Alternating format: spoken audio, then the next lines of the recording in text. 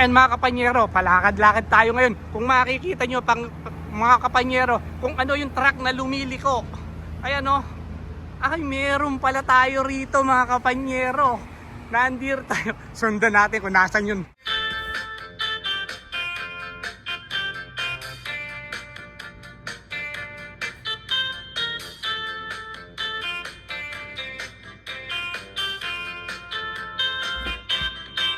Magandang araw mga kapanyero, welcome back po sa ating channel. Ito, naglalakad lang tayo rito sa Gainesville, Florida. Papunta tayo ngayon sa University of Florida. Dito, ito ngayon tayo. Napakalaki ng lugar na to. Ay nako, ang napakainit. Ayan mga kapanyero yung sign. Ayan o.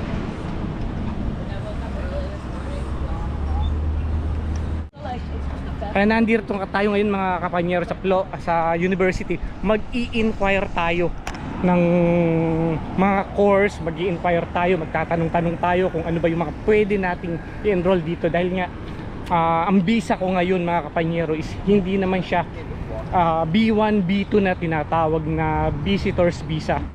Hindi ako allowed na magtrabaho rito. Yung visa kong hawak ngayon mga kapanyero sa pag-entry ko rito, yun yung tinatawag nilang TN visa na nakabracket ako sa asawa ko. Pero yung TN visa na yan mga kapanyero, hindi ka pwedeng magtrabaho. Yun yun nga lang, ang category mo lang rito mga kapanyero, pwede kang mag-aral ng kung anong gusto mo, na kung kaya mong pag-aralan, di ba? Ganun eh. Kaya nga ito ngayon, mag-i-inquire lang tayo ngayon na magtatanong yung mga simpleng kung may mga trade na parang sa Canada na parang NAIC, di ba? Na mga ganun, mga trade na course. Sa sobrang laki ng university na to, iba-ibang building, iba-ibang location kung ano yung kailangan mong puntahan. Kumbaga hindi ito yung tulad ng eskwelahan sa atin na pupunta ka, nanduro na, di ba? Nanduro na lahat sa isang building na yun. Dito hindi. Karsada, maglalakad ka, ayan mga kapanyero.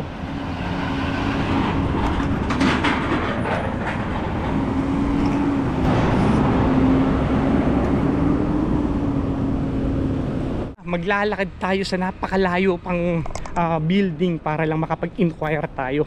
Pero kung makikita nyo mga kapanyero, napakaganda naman ng lugar na to. Ayan o. Hindi ko lang alam kung anong building naman to. Pero yan, susunod tayo. Yung mga estudyante rito mga kapanyero, puro naka-short lang. Dahil nga sa sobrang init. Para bang, kahit ako mga kapanyero ngayon, tumatagaktak na ang pawis ko sa mga oras na to. Ang init, grabe. Ay, napakalaki naman, napakaganda naman ng building na to. Kung makikita nyo, share lang. Kaya nga diba nabanggit ko naman sa mga iba nating video na ang pagpunta naman namin dito, titignan natin yung opportunity na nag-iintay sa atin na kung pwedeng, kung paano tayo mag-grow yung career natin, di ba? Kaya tayo nandito sa mga oras na to. Ayan, oh, ganda oh. Yung mga area na yan mga kapanyero, classroom na to. Ayan oh, yung doon. Pero ito, hindi natin alam kung classroom din to, pero ang laki oh, ang ganda. Itong area na to mga kapanyero, masasabi ko na sa Pilipinas parang ano to eh, UP Diliman Campus. Parang ganun ang itsura. Kasi sa UP Diliman may isang malaking building yan, tapos hiwa-hiwalay din, di ba? Ganun din yung style. Ganun din dito. Saka ang kagandahan, ito yung pinaka-university ng Florida, di ba? Ang init, grabe. Dito, punta muna tayo mga kapanyero dito. Mag-ano muna tayo, maupo muna tayo rito sa lilim, sa bench na to. Ay nako, para makapag-share sa inyo. Kasi hindi ko rin alam kung saan ako pupunta sa mga oras na to. Tumatagaktak yung pawis ko. Kung makikita nyo naman, napakalaki naman ng puno na to. Ang init. Saan ba tayo? Dito na lang tayo. Kung makikita nyo mga kapanyero yung pawis ko, ayan o, wala pa naman akong dalang panyo, wala akong dalang towel man lang na face towel, wala akong dala. Dahil nga hindi naman tayo sanay na magdadala nun, di ba? Init. Kahit nga naka white t-shirt tayo mga kapanyero sa lugar na to, ang init. Kailangan makapaghanap tayo ng convenience store or vending machine or makukuhanan natin ng tubig. Dahil hindi tayo pwede magpalakad-lakad rito nang wala tayong tubig. Sa sobrang init. Parang ang daming mga estudyante rito. Tapos yung isang nadaanan ko mga kapanyero, tabi-tabi sila, mga frat house nga pala. Marami rin dito mga fraternity na tinatawag. Kaya meron din sila rito mga fraternity house. Fraternity sorority house nga pala. Kung makikita niyo,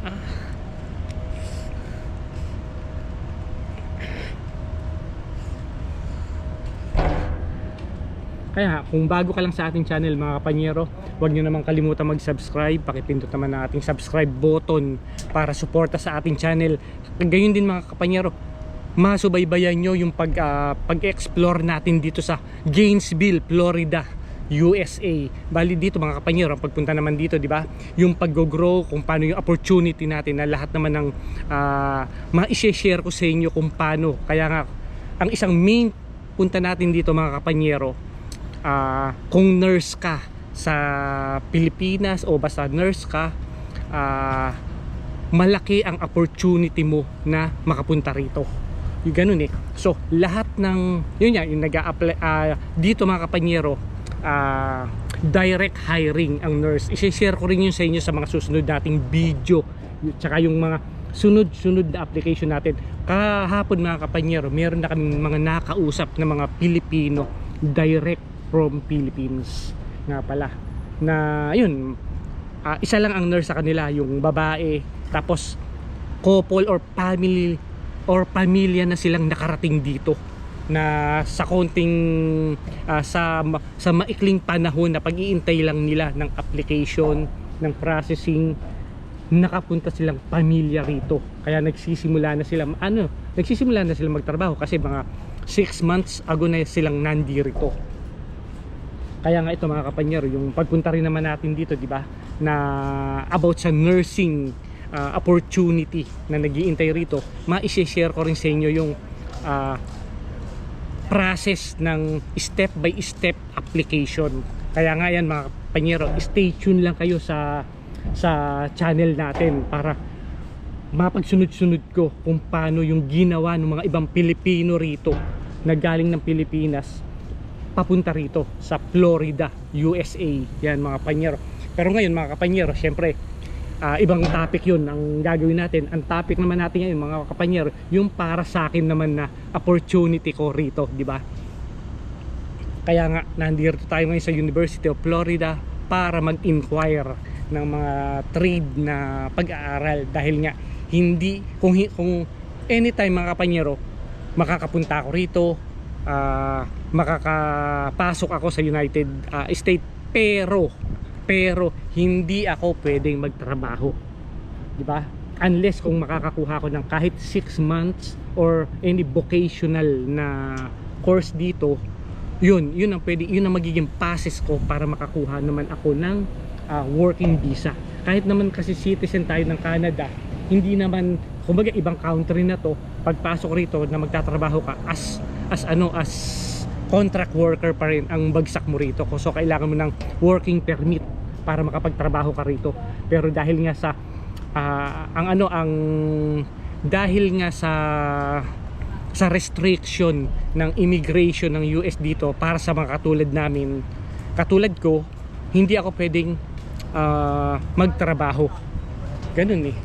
Kaya nga naghahanap ako ng way para makakuha ng working permit. So ito lang yung isang way para makakuha ko. Kung makakatapos ako ng isang vocational or any course na galing dito, maaari akong i-hire at maaari akong maghanap ng employer related dun sa pinag-aralan ko. Ganun eh. Ganun yung mangyayari. Sa mga oras ito mga kapanyero, may pasok ngayon yung mga estudyante. Kung makikita nyo doon sa area na yun, puro lakaran lang ng lakaran yung mga estudyante kasi dandoon yung mga classroom nila. Kumbaga dito, huminto lang tayo rito, naghanap lang tayo ng bench para makapagpahinga dahil malayo-layo rin yung nilakad ko sa pinagparkingan natin ng sasakyan. Ang init. Wala, di ba? Walang, ang puro bukang bibig ko, mainit. Pero dito mga kapanyero, sa mga nakikita ko mga estudyante rito, nakakakita rin ako ng mga Pilipino, mga batang mga kababayan natin, mga anak-anak siguro ng mga citizen na rito na dito nag-aaral. Ako makikita nyo naman mga kapanyero, napaka laki itong mga halaman na yan, mga puno na yan, kaya napakalilim. Anong klaseng puno kaya ito? Ang ganda, oh. Pag ito nilagyan ng mga kulay sa gabi, napakaganda nito. Yan, oh. Ang service nila rito, yung electronic bike nga pala. Yun yung karamihan na ginagamit ng mga estudyante rito, na e-bike. Siyempre single lang, hindi ko lang alam kung kanila yun. Siguro kanila yun, or meron din naman ako nakita ng mga green tag na parang yung nire-rentahan. Meron din dito. Siyempre kung gusto mo mag-exercise, yung ordinaryong bisikleta na pinapadyak ang marami rin dito. Meron din ditong parking ng mga bisikleta. Yan, kung makikita nyo, ito nga pala yun, oh, yung parking ng mga bisikleta. Kaya yan, na-share ko lang sa inyo kung ano yung mga ginagawa natin dito. Kaya nga nandito tayo ngayon. Ito. Dito kanina mga kapanyero, kasi nagpunta na ako rito nang may dala akong sasakyan. Pero hindi ako pinapasok hindi ako pinapasok sa parking area nila. Kaya kasi yung parking area nila kailangan yata ng may sticker. Parang ganun eh. So hindi raw ako allowed na mag-park. So lumabas ako para maghanap ng parking na public parking, tapos bumalik na lang ako rito na naglalakad para nga makapag-inquire, di ba? Kaya ang ano naman dito, marami mga nagliliparad ng mga insektong maliliit sa muka. Yun ang masasabi ko. Hindi ko lang alam mga kapanyero kung makakapag-video ako na kasama yung mga estudyante rito. Hindi ko lang alam, pero papasadahan natin yung mga iba, yung mga tulad yan, di ba?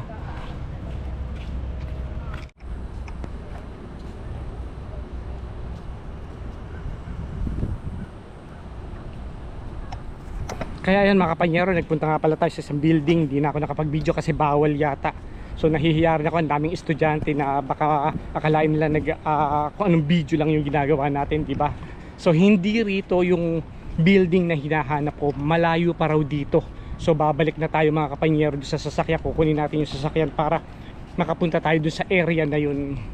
Pero hindi ko rin yan, yung mga naglalakad na lang, yung mga nakakasalubong na lang natin ang makikita yung mga estudyante. Pero hindi ako pwede mag-focus dahil nga hindi tayo nakapagpaalam na magbibideo, di ba? Kumbaga ano lang naman to, mabilisan lang naman to, nagbaka sakali lang tayo na mag-inquire dito. Kaya mga kapanyero, babalik na tayo, kukunin natin yung sasakyan natin para mag-share na lang tayo sa mga susunod na video natin para doon sa nursing naman na sinasabi ko.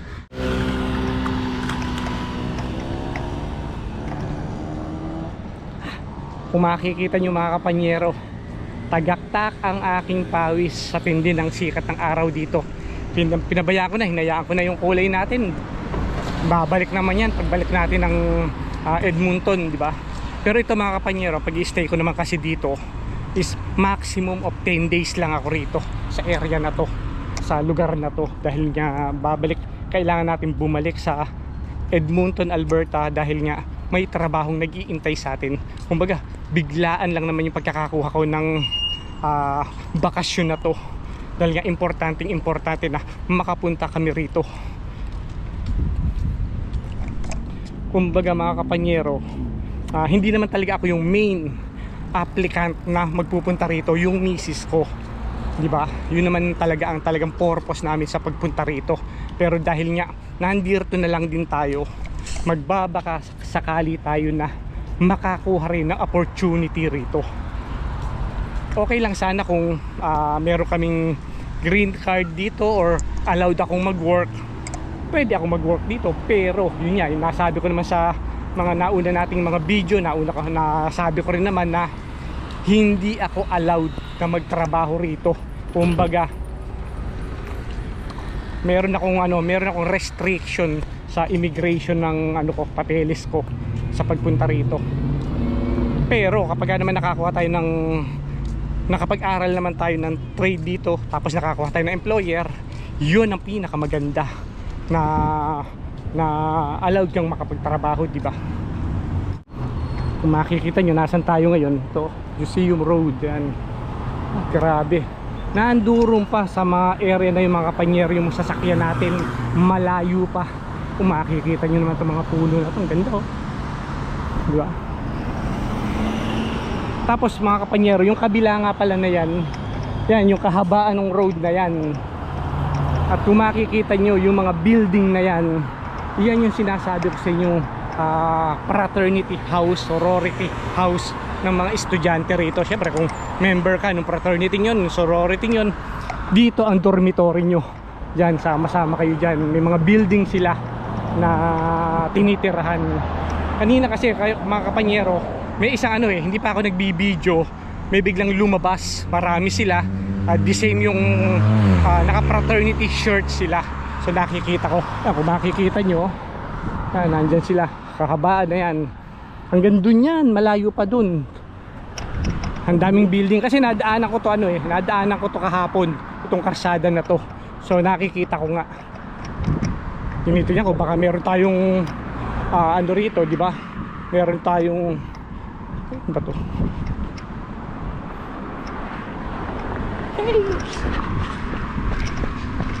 Tawid tayo, hahabol tayo. So, tawid pala tayo rito.